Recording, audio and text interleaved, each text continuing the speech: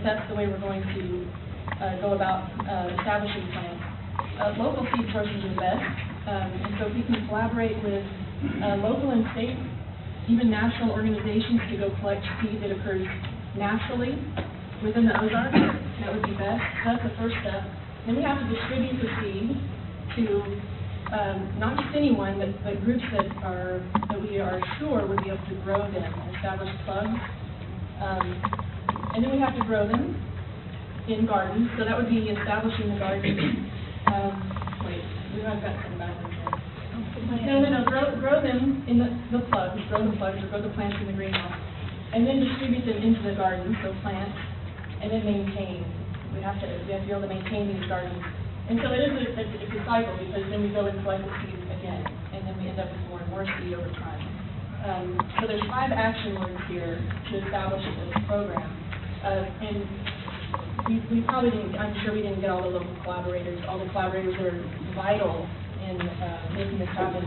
And our point was the opportunities that we have that we can only accomplish together, right? And so outreach and education is going to be very important in this. Local watershed groups, I'm part of the Beaver Watershed Alliance. We are involved in outreach and education, so is IRWIP. Master Gardeners can help with that. INWALT also would be very important with that, and other groups. And then regionally, we just have all these groups that we've written down here. In order to collect the seed, we need to collaborate with the Arkansas National Heritage Commission, the National Park System, state parks. What else am I missing? What are we talking about? We need to written down. Botanical garden. We have lots. Right, it's up here. I didn't say it, but we've written down botanical garden. Media outlets are very important. Getting media outlets involved. It's all about education and outreach to get through, especially this time. Get people to help us collect seed or find sources for seed. And then also just to establish the garden. It's going to take a huge outreach campaign. Jennifer, one point, there's down on 71, just past Greenwood, there's a patch of swamp milkweed. Yes. And other people like Terry Stanfield have located small prairie remnants. The highway departments will sometimes come along or develop and destroy those remnants. So people can identify milkweed prairie remnant sites and sort of try to protect them from the land, highway department, developers. Those important assets that overnight can be destroyed. That's a good point, and that site specifically, that's the largest patch of swamp milkweed that I've seen around here, and it does get mowed down. And so I contacted the National Heritage Commission last fall, which is when I saw our late summer. Theo at AMHC, he contacted Katie Ewing at the Highway Department, and they're now going to stop mowing there until after the plant develops mature fruit. And so Katie Ewing is a great resource. When you see milkweed or other plants in the right of way, you can contact her, and she's quite a champion for the Monarch project, actually. So I think that's a good thing. That's another group. Yeah, we got it in there. Highway department. I didn't say it. It's on there. It's on state there. Highway department. Yeah. And then Arkansas Growers Association, they could maybe help us. Nursery person. If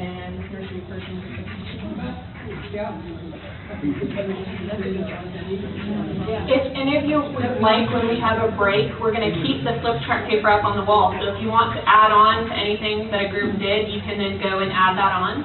And then at the end of today, I'm going to collect all of this paper and actually write up a report based on all of the conversations that you've had that you then can all take back with you and share with others on what you all discussed today. And that will help us moving forward, deciding where our priorities are. So if you would like to add on to the paper during our next break, we don't have one on schedule, I'll make a break where you can then go around and do that. All right?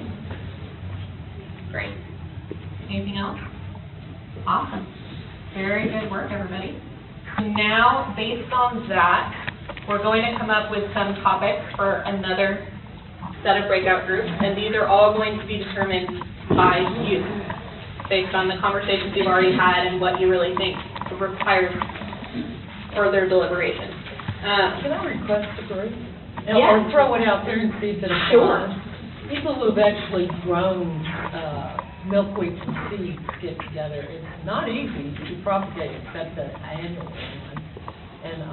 So I was just thinking, I'd love to talk to some of these people that have been growers as one of the groups for breakout. Sure. We might be able to put that together. What we really, that might be something that can occur at a later meeting where you all can get together, because I know there's been a lot of interest in creating that list of what would be the best plants to put into habitat. So that might be something that we want to do later, because we really want to be focusing on how we're going to reach those overarching goals today and what are some strategies that require everybody in this room to really help to develop. So that can be something I can help you put together later, but I'm not sure if it should be one of the sessions for today. Okay. Sorry. But just to help us come up with some topics, what was something that came up in one of your breakout groups that you really think requires more deliberation? What are some big questions that we still need to answer as an overall group? What are the most important actions that we need to take moving forward, and what are some priorities that we really need to set for ourselves? So what really needs to be accomplished within the next 6 months? So is there anything based off of the conversations we've had? Yes, sir. I think outreach kept coming up in various, ways, trying to get people interested and make them care and make them understand why this matters and try to get them on board. So we're going to have to, really, do some big outreach to get people to want to plant in their yard, and I think it's going to be a pretty big deal, as opposed to just being a proclamation that's signed and put on a shelf. We want to make sure, this takes on life of its own, hopefully. Well, and maybe based on what you were saying, how we can bring, because maybe all of the people that should be involved in that conversation aren't here right now, so how we can bring that full group together to develop that list and sort of best practices for the area on how they can grow. Is that something that Yeah, grower conversation. Sure. Particularly with milkweed.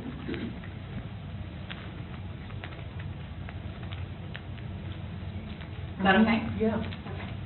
I don't think that whole plan is going to get solidified today, but we can start that conversation, sort of how we're going to continue that conversation later on. You, Rachel?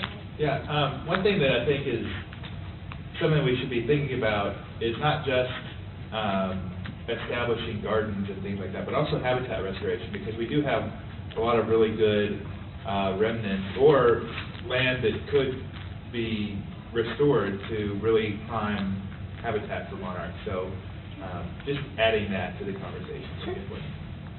Anything else that has come up this morning and you really feel requires more conversation? Yeah. That issue of how to determine what is and habitat.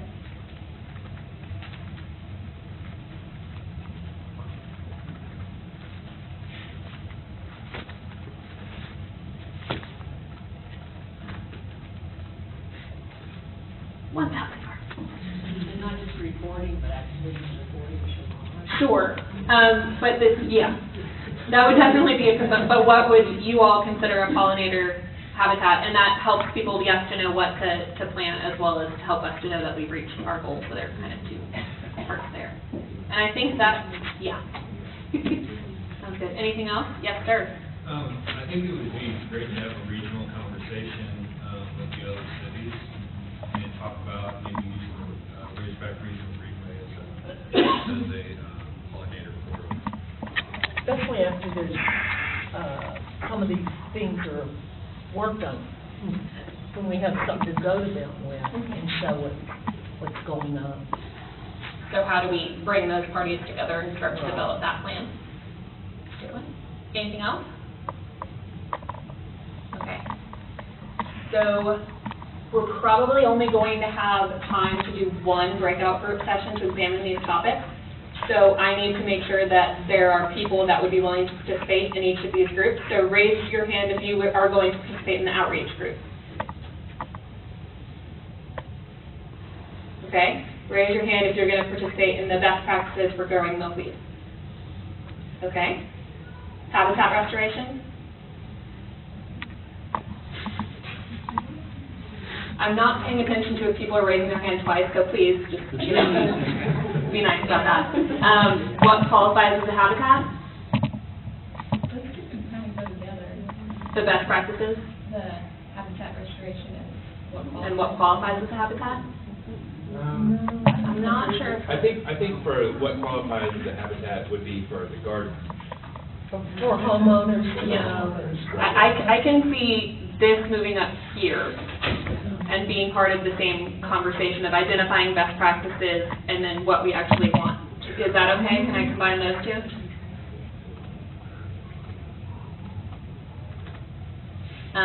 But I am mildly concerned about the participation in habitat restoration right now, so we'll see if that one's, and who would participate in the regional greenway? Raise your hand. Could that be part of the outreach program? I think that one's gonna be a little bit more intensive than just outreach, because I really do think it's important for you to figure out how you're gonna do outreach here in Fayetteville. That one is going to involve more, so for right now, he left the room, so I feel kind of bad that we're nixing it while he's gone, but. once you do the outreach and hopefully get more people, citizens involved, then that's when you get hopefully participation. Well, and just because we're not talking about it right now does not mean that we're not going to talk about it ever. It's just we only have another hour and 15 minutes for the entire day, so we want to prioritize what we're going to talk about. And, okay, so right now we have 4 topics, and I know that, No, it's 3. sorry? You got 3, yeah, that was. Oh, right, you're right. Sorry, I was confusing that one with that one. Okay, so we have 3 topics. That works. Habitat restoration might be a small conversation, but yes, ma'am. Can we add to it, and maybe you don't have to type anything, but when I think habitat restoration, it's not just large prairie areas, but also encompassing the stormwater retention areas and the highway right-of-ways, and so that might help kind of broaden that conversation. So habitat restoration and Utilization? utilization. Yeah, that's a good thing. That makes sense, if I can spell it. All right. These are going to be our groups. I can tell that one of these groups is going to be larger than the others, so I'm going to set up some ground rules that I did bring up earlier. And I'm going to ask that when you all get into a breakout group, you make a solid effort to be in a circle so that it isn't breaking out into smaller groups. And this is for several reasons. One, I want to make sure that everyone in the group is aware of what the group is deciding. And 2, it's simply more respectful to the people that are talking, that you're really listening to them, engaging in the conversation. You might find out that there's a conversation going on the other side of that, what turned out to be a line, that you really wish that you had participated in. So we're going to make an active effort to be in a circle and to have one person speaking at a time and really be trying to pay attention to what that person is saying and have one person just up writing. That way we figure that out. So if there's one group that's really large, we'll figure out a way to make that work, but everyone be in a circle.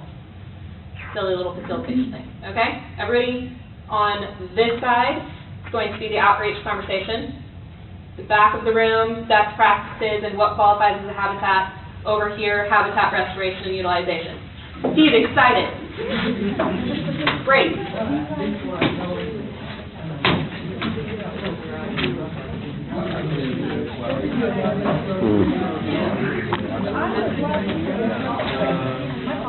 Right, well, yeah, and invasive removal is like a big one, but it can't be the only one. You know, because like I said, we want to involve as many people as possible. Right, yeah, well, thank you, we'll be thinking about that. I'm sorry. Wait, where is it? Oh, that's that reservation? How's it going, Robbie? Okay, Good to see you. Glad you're here. Speaking up. If you need more, let's start paper and send it to you.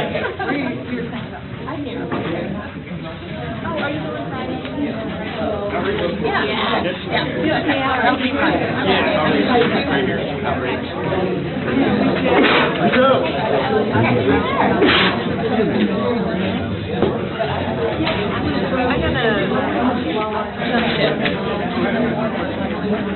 I'm going to go to that group. I don't know.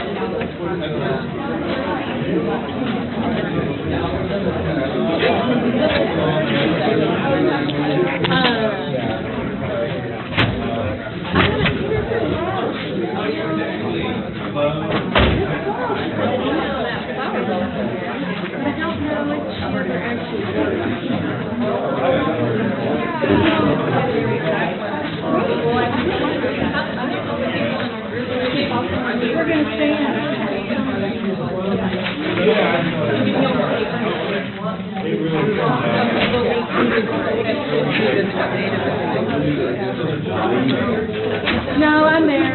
Oh, okay. I'm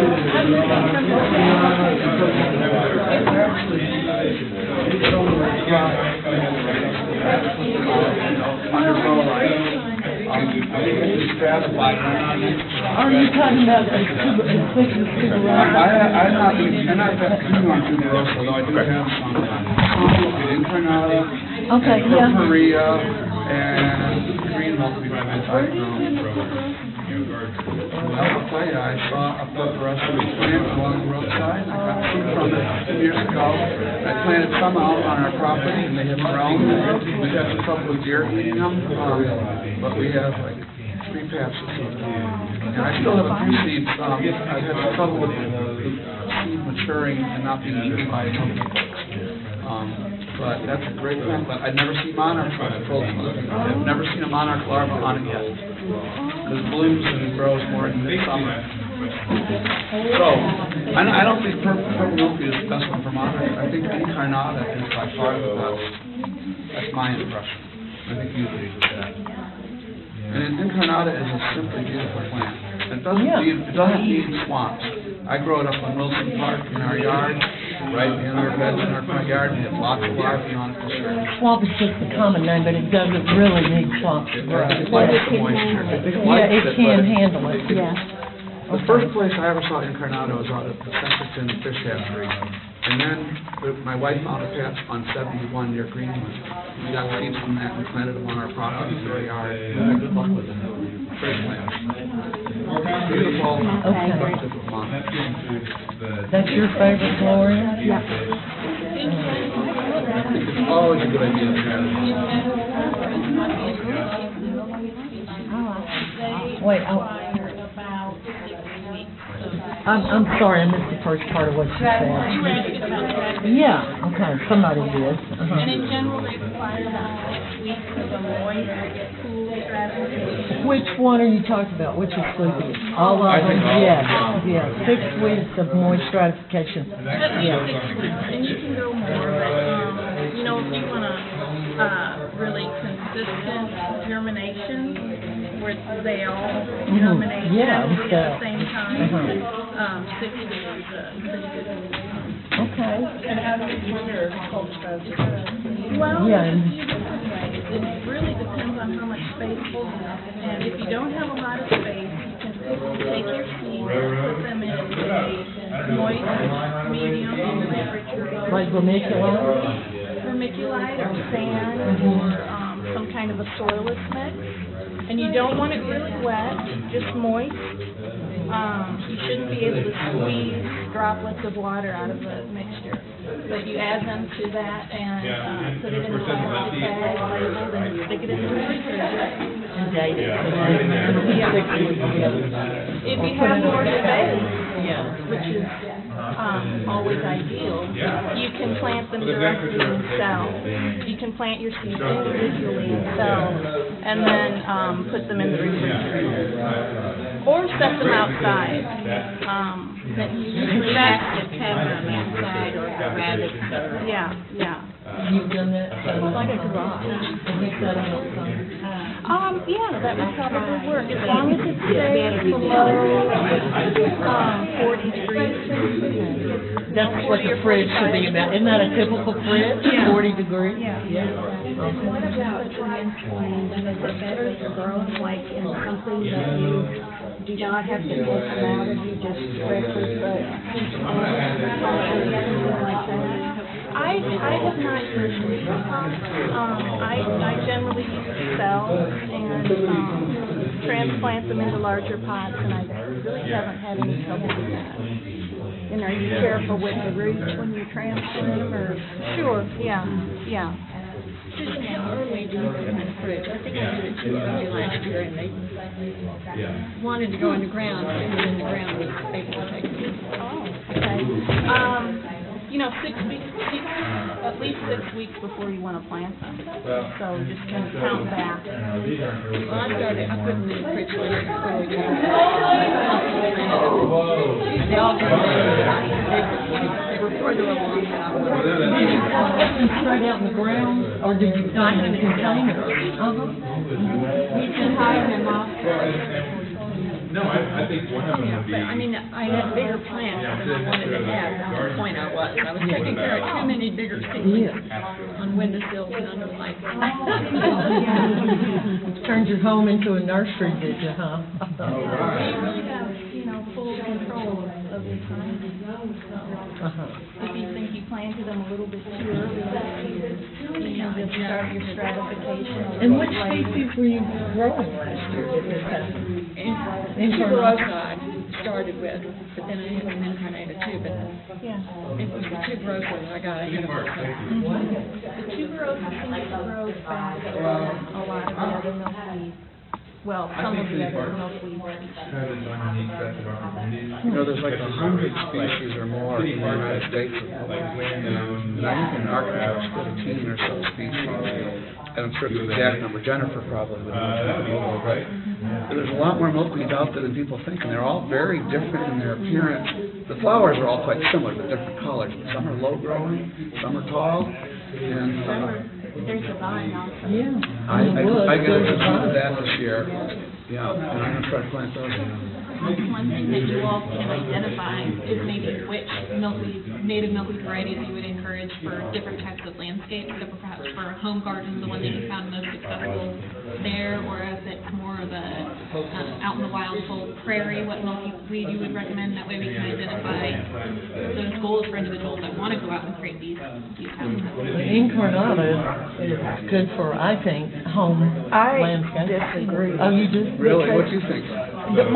I'm thinking about the small gardener. Yeah. It's such It's a big guy. big guy, Yeah. and it grows easily.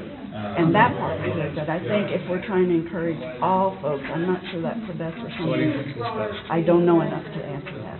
Well, maybe because there's tons of different, what you could do is identify sort of the pros and cons of each. And there might be some. Okay, well, I have a question before we keep going though. So for us gardeners that have done this, I have this thing about pruning some of the, even though they're natives and natural and all that, pruning them in half if they're late summer bloomers.